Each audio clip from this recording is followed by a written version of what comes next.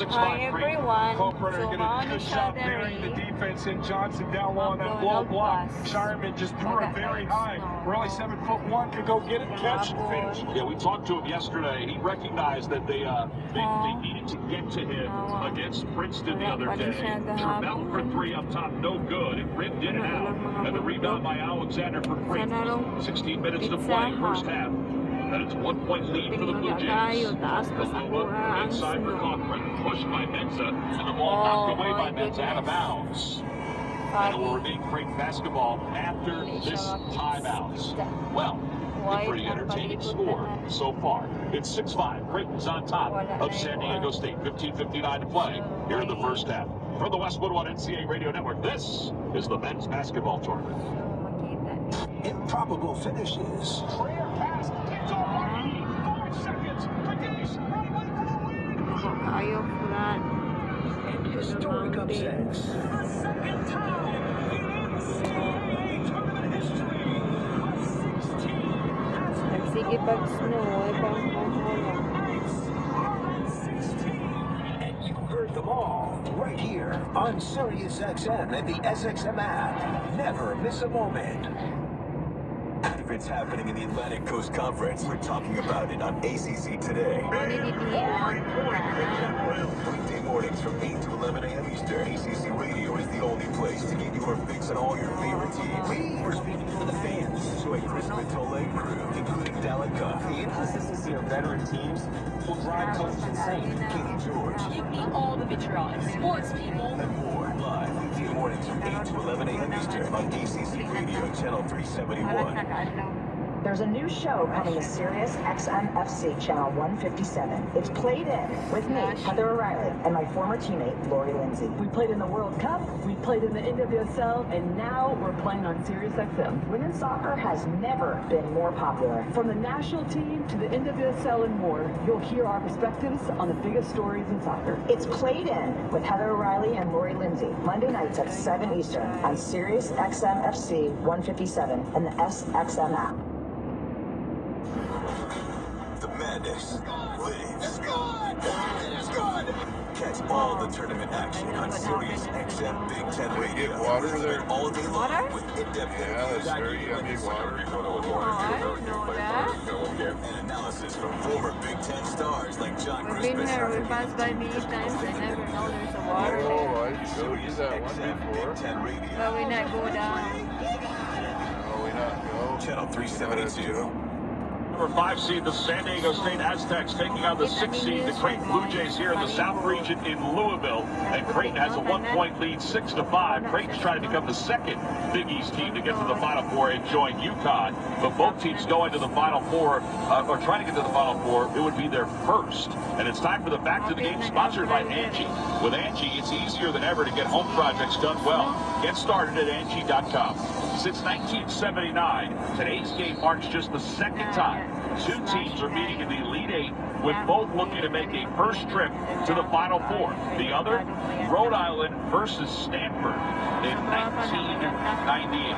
Again, college basketball is crazy right now, the way things have gone through this tournament. To me, when you look at these rosters and you assess ones that have been able to advance, there's a blend. You've got some youth in the program that's infused. You've got guys who've grown in the program, but you've injected life in with some transfers that fit your locker room culture, fit the design of what you're trying to do to propel you deep into this tournament. Those teams are the winning ones currently. Well, out of this timeout, Creighton will take the inbounds in front of the San Diego State bench with 14 on the shot clock. A rope is in for the first time. He's the one that inadvertently injured Cochran last year in overtime in the NCAA tournament. Shireman, fadeaway jumper for the baseline. It hit the side of the backboard. 1 on the shot clock. He throws it down low, and it's a violation. He didn't realize. He thought maybe the shot clock reset. And by the way, Cochran is limping up the floor. He and Nemhart have been bothered by lower leg injuries over the last couple of days. Kalkbrenner looms large, not just in size and presence, but ability, as they've been going to him early and often in this game with much success. Seiko goes down low to a rope, left side, low block, into the paint, leading, and he traveled, according to Joe Lindsay. So the ball goes back to Creighton, a 1 point lead, 15 and a half to play here in the first half. Yeah, we'll keep an eye on the Kalkbrenner. It's a calf, according to Greg McDermott. For Nemhart, it's his toe, but we'll keep an eye on it. He inbound the ball to Trey Alexander, covered by Seiko. So Seiko and Kaluma are both on the floor, the brothers. Seiko for San Diego State, Kaluma for Creighton. Middle of the floor for Kalkbrenner, 29 feet away from the basket. To the right side to Kaluma. He's on the right wing, looking in. Kalkbrenner's way away from the hoop, up top to Alexander. Trying to get off the high screen. Shot clock is at 7. They give it to Nemhart. He's the fastest. Nemhart with 5 on the shot clock. Going up, running, hook shot, no good. But it's cleaned up by Kalkbrenner off the weak side. He lays it in. It's 8-5 Creighton. Nemhart sweeping from left to right across the paint. Just needed to get the ball on the rim for a rebounding opportunity for Kalkbrenner. Undeterred catch. Easy finish because Nemhart drew 2 defenders. Little different than the Princeton game where Shireman was canning threes. All the points have been in the paint for Creighton. Pull-up jumper by Butler is no good, or is good, excuse me, as Nemhart gets it back to Kaluma to inbound the basketball. 14.5 to play. It's a 1-point lead for Creighton. Kaluma directing traffic. Entry pass to Kalkbrenner. He lost it. He dives to the floor. There's a battle for the loose ball as Parrish goes to the floor with it, and the jump ball gives Creighton possession again. Trying to go down low to Kalkbrenner. Good job from Ledee to get a hand in the passing lane. He also had Kalkbrenner pushed off the low block. That is the secret formula to limiting the big fella. Get pushed off, but be active with those hands to try and deflect the post entry. Creighton gets another go outside out of bounds. So Alexander will inbound just in front of the San Diego State bench up top to Kalkbrenner. He's going to settle for a 3. It's in and out. He was wide open. The rebound is tipped around, and Ledee for San Diego State comes down with it. Quick outlet pass to Butler, crosses over, lost control, picked up by Kaluma. He brings it up the floor, goes to Shireman, under the basket, reverse layup, no good, but he's fouled by Parrish, so he'll go to the free throw line for 2 shots. Unforced error from Butler, trying to speed things up in the half court, trying to drive the basketball, and gives it up himself right to Kaluma, who outlets it to Shireman up ahead. Shireman not very athletic, so had no interest in dunking the basketball, but drew the whistle with some contact. Couldn't finish through it, but has 2 free throws ahead of him. Shireman for the free throw line, 83% this year. He's got over 1,570 points in his college career that began at San Diego State. Left-handed shooter, and the first one is good. Tom McCarthy and Jordan Cornette here at the Granger courtside seats in Louisville. For the Game Changers, there's Granger. You'll find supplies and solutions for every industry, as well as access to product experts ready to answer your toughest questions. Call clickgranger.com or stop by. It's 9-7 Creighton on top of San Diego State. And T-Mac, which everyone knows the defense, as Shireman gets the second free throw to go and hits it. You never want to give a shooter confidence, establishing it early from the free throw line with no defense. Now Shireman acclimated. Now Creighton believing and looking to build on a 10-7 lead. And by the way, Frederick King is in the ball game for the first time for Creighton. Kalkbrenner is on the bench. They're dealing with his knee, which has some blood right now. Ledee, low post left side, lost control, backs his way in. Offensive foul as Kaluma falls to the floor.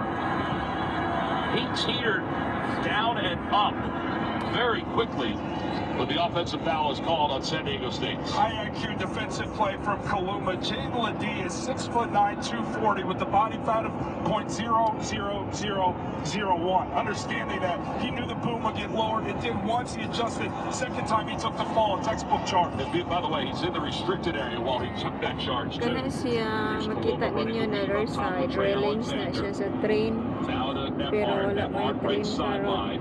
Looking in, not much is there. Frederick King setting some screens for Kaluma. Throw into the basket to the free throw line. Lost control of it. Ledee has it off the bounce. A lot of active hands. Got to be strong with the basketball. He's seen early steals on both sides. Ledee steps in, 17-footer, no good. He knew it from the get-go. King for Creighton with the rebound. 3-point lead for the Blue Jays. 13 minutes to play here in the first half. Nemhart going to the basket, off the glass, out the bucket. He threw right through a double team to get that one off the glass. Nemhart caught it at the left wing. Defense was still getting back in transition. Waited just enough of a beat. Saw a gap in the lane. Drove it right in. Took it to a rope. And by the time the rope was able to collect, and like all great finishers, Nemhart threw the contact. The entire sequence. Marabello checks in for Creighton. Shireman is out. Parrish checks out. Bradley comes in. And Nemhart goes to the free throw line. 87%. And he makes it so they're 3 for 3. And by the way, they're shooting over 91% for the free throw line in the NCAA tournament, which right now is a record for the NCAA tournament for a team. Up by 6, 13-7. Travell. He's been cut off so far. Now to Bradley, middle of the floor. Bradley to the right side, steps back, doesn't get the shot. Goes inside for Ledeck.